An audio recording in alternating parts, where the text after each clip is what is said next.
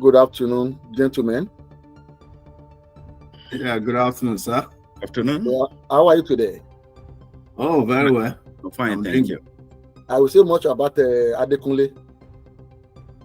I think that I don't know the difference between Port Harcourt and Lagos State. It's like he's enjoying the so-called environment in Port Harcourt. What can you say about it? I'm much more here anyway. Even though so Lagos is more of visits, and I do that frequently. At least once a month, I'll visit Lagos. That's great. Yes. That's great. What of Pastor Ologun? I know, busy here and there, do pastoral job and coping with other businesses in London. I can see it. Pastor Ologun? Yeah, I'm doing very well. I thank God. Busy with God's business, church activities, and of course, my personal business as well. Just like as the Bible says, every hand that fail to work, let them not, let them starve. So I don't want to starve my family. I've got to put my hand on the plow and then, of course, push on. So I'm working. Hallelujah. Yes. Fantastic. Once again, Adekunle Adebayo, welcome. Pastor Stephen Ologun, you are welcome again. Thank you. Part 3 of Lagos-Calabar Coastal Highway. On the part 1 and 2, we spoke about Peter Obi. On part 2, one of the Labour Party presidential aspirants. In short, today, we're going directly to Alhaji Abubakar Atiku, the PDP presidential aspirant. In short, why Atiku doesn't have mind of himself? Because he repeatedly criticized the project from Lagos-Calabar Coastal Highway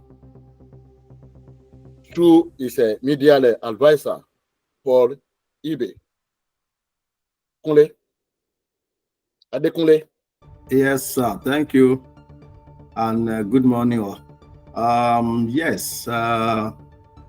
You see, from what is on ground, what I would just advise Atiku team is that let's leave the talk and let's face the business, because that's where we are now.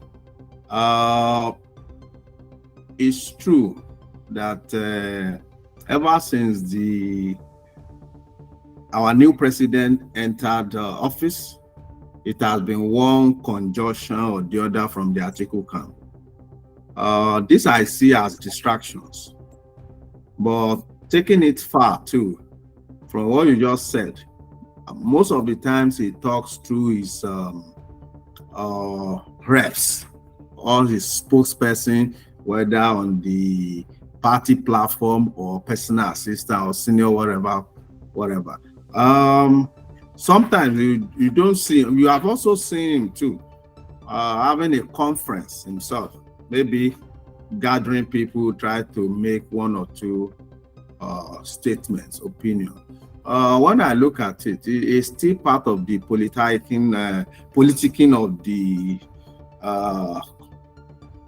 the project that we have in hand, or politicking in terms of making an opposition to the current government. But some of these things are taken too far. That has made the personality of Atiku to be like a joke.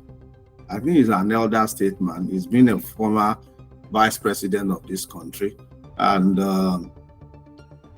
he should respect himself more.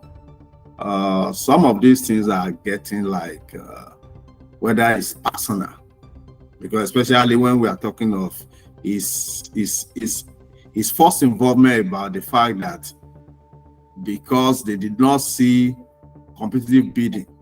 Then the amount they arrive at, how did they arrive? So they want to see the nitty-gritty of everything. They thought the people that put all those things together, are they idiots? Well, you see, there are records. There are records. So these are part of distractions that we have, but thank God the project has started, and the think tank, the people at the front knows exactly what is in it for Nigeria, and it's a monumental project, one that has never happened in the entire Africa in terms of the quantum of the length of the project and the resources involved. So I will pause here so that we can continue. Thank you. Thank you very much, Adekunle Adebayo. During past administration of President Olusegun Obasanjo, Atiku was then the vice president of under General Olusegun Obasanjo. There was an incident that happened between Atiku and General Obasanjo, whereby Atiku sold all the Nigerian companies to his friends, family, to himself as well. Now, Pastor Ologun, what can you say about this article that is now criticizing President Bola Ahmed Tinubu about Lagos-Calabar Coastal Highway? Does article try to label President Bola Ahmed Tinubu as a corrupt president? In what scenario? And why Atiku so forgotten so soon of what he did when he was a vice president under President Olusegun Obasanjo, retired army? Thank you. Let me be brief. Looking at the time Alhaji Abubakar Atiku was vice president, so it's quite a long time now. So, and I believe he did what he felt is the best then. Unfortunately, his best then wasn't good enough. So, we leave him to his conscience. If he sold Nigerian properties in good faith, we can't go back now and retrieve all those things. So, and obviously, if we criticize him over that one, it will be too political. So we want to be careful because one, we haven't researched fully into all those allegations. And we cannot rely on what or all the information we receive on social media. So that is that about the selling of Nigerian assets. But moving forward to now, come to think of it, two people fought over something. One wins, the other one loses. Now, what is our expectation of the loser? You want him to fold his hand, go back home, relax, and continue to jubilate? Of course not. So if you have any other way to fight back, he will do his best. So the criticism that the federal government is facing from the opposition or the potential rivals that fought with him in the presidential race, the criticism he is facing of the government is facing from them may be genuine, it may be ingenuine, but the reason for the criticism was because they are on the losing side. So my only advice would be for the government to concentrate on the project they are doing, because one, we have almost every Nigerian, we have seen the viability, the advantages of this project. Now, the project that took off from Lagos It cut through Ogun State, Ondo State, Edo State, Delta State, River State, Imo State, Akwa Ibom State, and of course River State, before it terminates in Cross River State, Calabar. So see how many people, see the population of Nigeria that will benefit from this project. And come to think of it, we all know that one of the factors of development is accessibility. Now that accessible road is being constructed, I call it a coast-to-coast parallel project. Now that accessible road has been constructed or is ongoing in this geographical area, people should learn a good lesson from Lagos-Ibadan Express Road. Everyone that has project now, we all know that churches is one of the fastest developing thing in our society. Any church that is wise now, this is the time to not only concentrate on putting or siting your camp on Lagos-Ibadan Express Road. It is about time you start looking for opportunities along Lagos-Calabar Express Road. Where can I get, where can I site my camp now? So, developers, where can I buy land now for my development? Good business. Where is the opportunity open to me? I think this should be the concentration of Nigerians now, because this project has come, it has come to stay. So our energy should now be channeled on the success of the project. So this is how I see it. I don't want to go back to the yesterday of Nigeria. I am more focused on the future of Nigeria. Thank you. Yeah, Pastor, look, let me back again to you before coming back to Adekunle. I heard or read what the pastor of KICC, Pastor Matthew Ashimolowo, a few days ago, or last month, or early this month, he stated it in Ogun State, Abeokuta, that the so-called project, Lagos-Calabar Coastal Highway, people will benefit from it. It's going to create more businesses for the country, that he supported the project of 15 trillion naira. As a pastor yourself, what is your opinion on Pastor Matthew Ashimolowo? Yeah, my opinion is back to what I have just said. Any business that is wise and you have the money, because of course, many people have the vision, but they don't have resources. Others have the resources, they don't know what to do with it. Now, if you have the resources, this is about time for you to think of the opportunities that are now open on this Lagos to Calabar highway. Are there virgin land that I can acquire? Now, what project can I cite along this route? If it is going to be camp, when Papa Adeboye came up with the idea, I think he was the first person to start the project of having camp along Lagos-Ibadan Express Road.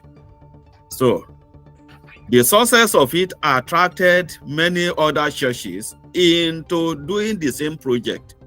Today, maybe we have about 10 or 15 or 20 or even more churches that have projects along this road. Camp here, camp there, camp here, camp there. In a way, it brought development, though maybe not as much as we expected. But then, it at least it still left us better off than having nothing. Now that we have these projects along Lagos-Ibadan Express Road, and the reason for having them was accessibility. Now that we are having another great route that will be accessible to people in the nearer future, I think it is wise for anyone who has enough to invest to start thinking of taking the advantage of what is going on now. So this project is not going to be a project that will benefit people in terms of traveling alone. But how about the concentration of their businesses?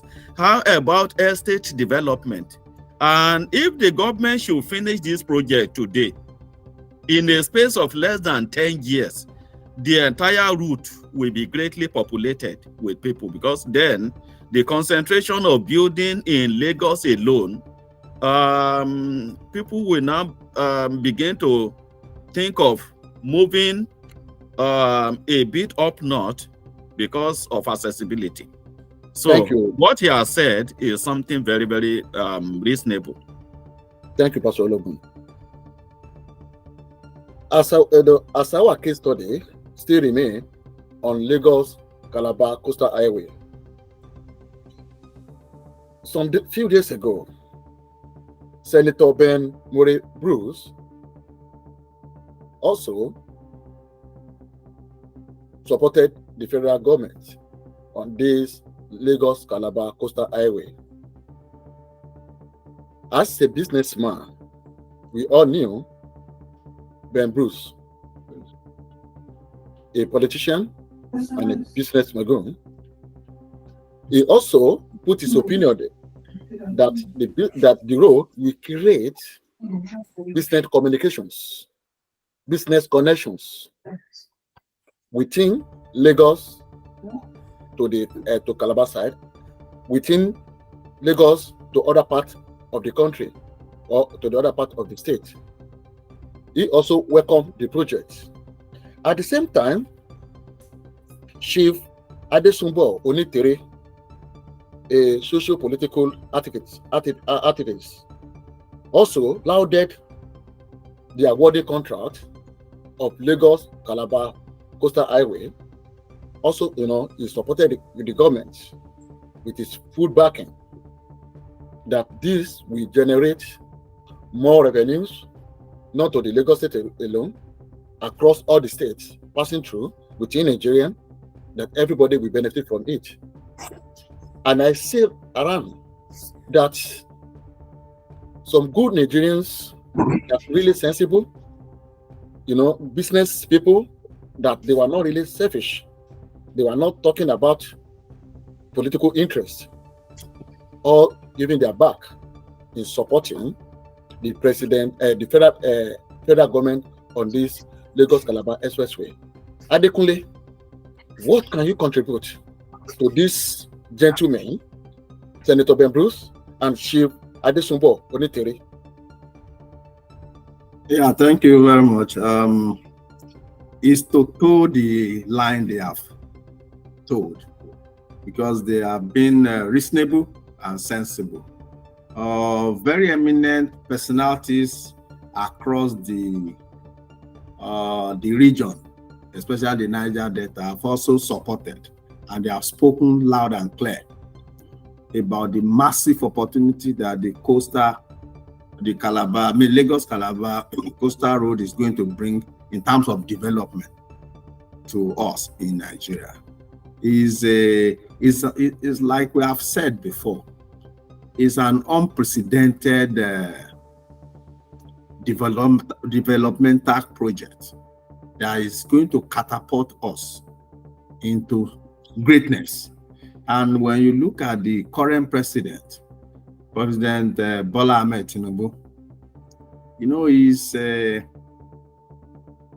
he's a shrewd businessman, a successful businessman, an accountant by profession. You see, he has this vision, because many people may not know, even from the ambit of Lagos State, the area that we have from Lekki or from Victoria Island around the Etiosa local government and Ibejuleki local government, there are a lot of opportunities. especially coupled with the fact that Dangote refinery is just coming in. So what I would say here, yeah, I'm on it. What I would say here is that the project, even from that axis of Lagos, it brings everybody together. And the same way is going to cut across all. So there's nothing we want to justify. And from what this distraction we now have from the article, it's not even basing it on the reasonability, what we are going to gain. Is attacking the personality and the president, saying that maybe it didn't go through the something, maybe the son is involved, and this and this and this. So these are personal attacks. And when we look at some of these personal things, we cannot, because of one person. The contract has been awarded, quite clear, and the project has started. Nigeria has embraced this and lauded the project to be a monumental. So all we need to do is that all hands needs to be on deck.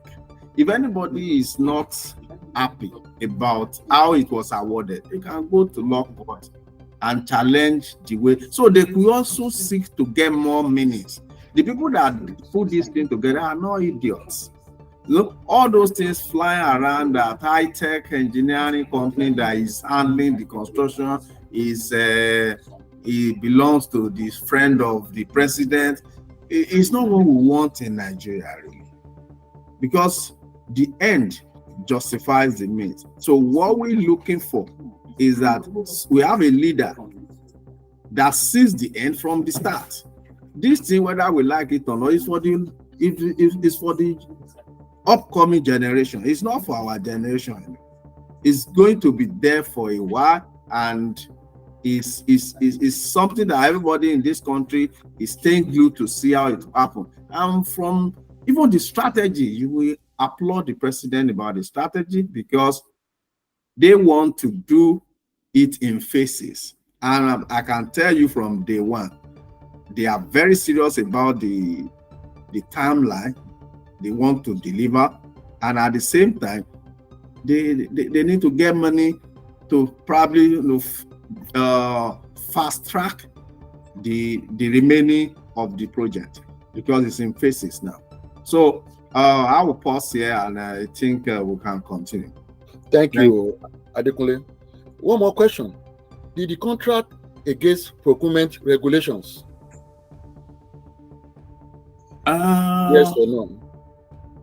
I won't want to say yes or no.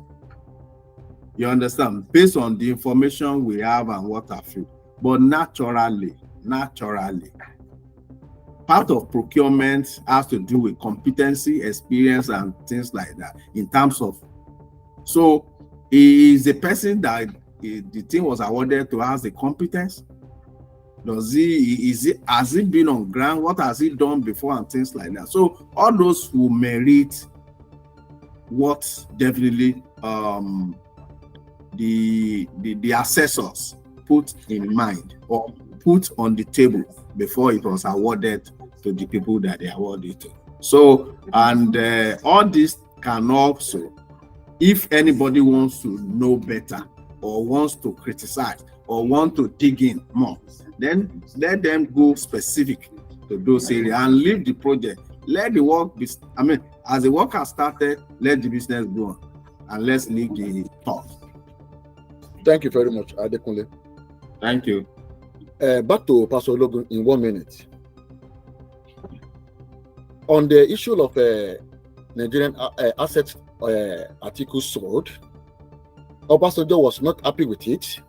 Up to today, Obasanjo doesn't have agreement or have cordial relationship with Atiku up to today, because Atiku, due to his greedy and selfish interest, he caged in Nigeria for many years before former President Buhari stopped everything. So, what mind did Atiku have by going far, sold all the country assets, the country companies, the company so-called properties to most of his families.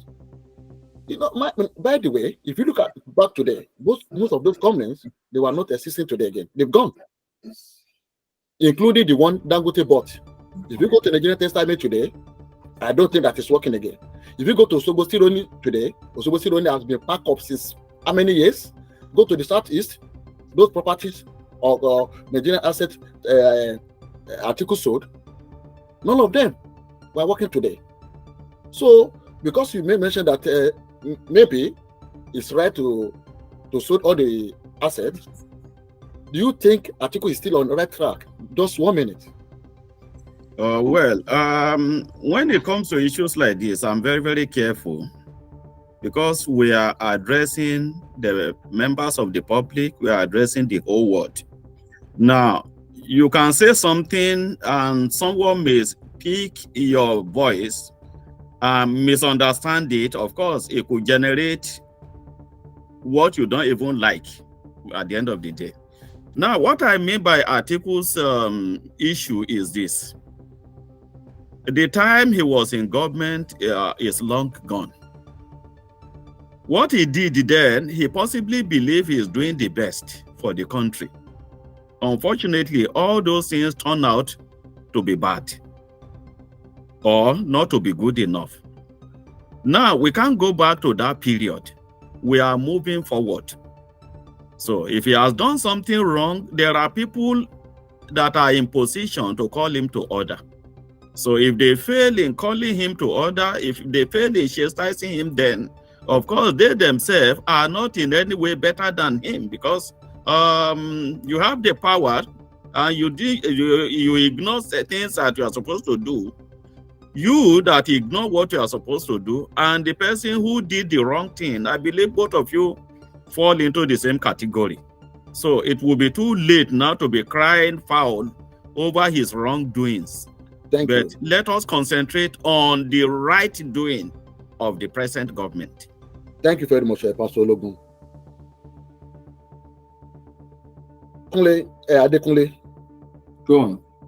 can you tell me one of the reasons why Atiku always talking about Tinubu's sons and his surrogates' involvement in high-tech, the company of Gilbert Sagure companies? If I set an example on this case study, during Obama administration, Joe Biden was the vice president then. His son got a contract, or his son Hunter was one of the not executive of one of the company in Ukraine. That's a Burisma Holding Limited. They were into energy. The son never visits or pay the son Hunter never paid any visit to Ukraine. Another time, but it's not executive director there, and it was being contributed successfully to that company. Although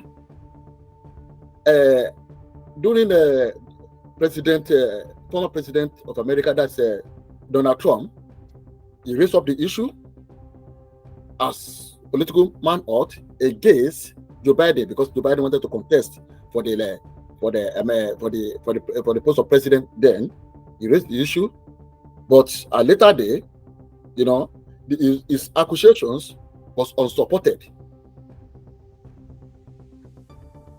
And this case be that we are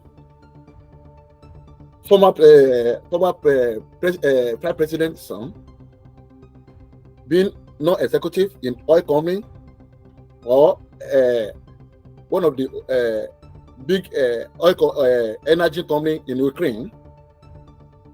Why all these people Atiku criticizing Tinubu's son and his surrogate? That is number one. During President Donald Trump, his daughter had key posts in his administration. His son-in-law is part of the administration. His first son girlfriend also part of it. But America does not complain about it. And if you look at Nigeria today, we are practicing the same the federalism. No different in it. Woman being is woman being. Either you're black or red or whatever, something or white. Woman being will always be a woman being. Why Atiku is so particularly focusing, or Nigerians usually focusing on President Bola Ahmed Tinubu's family or his son, Adekunle. Yeah, thank you. Either way is good. Kunle, Adekunle. Thank you. Like I've said before, the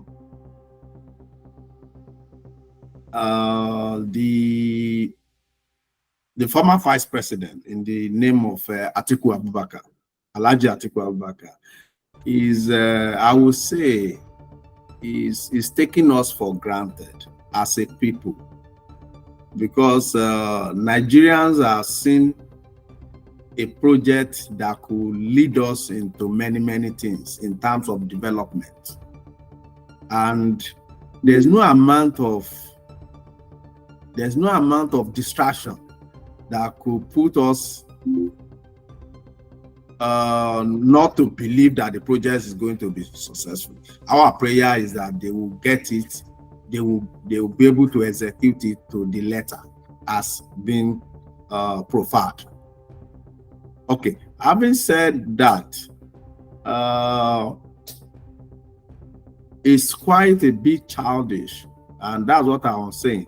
If you begin to attack the personality of the president's son, you first of all say Jagori, who is just a minority shareholder in high tech, is a friend of the president, and that they are using that project to cheat Nigeria, blah blah blah blah blah.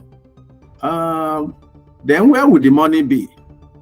Because mind you, the president must have also used his personality, his influence, his popularity among his people to get some of these investors, that we can do this. And in order to even cajole and motivate those investors, the project has to start. Let them see us start. And when we start, I think they can be encouraged that we mean business.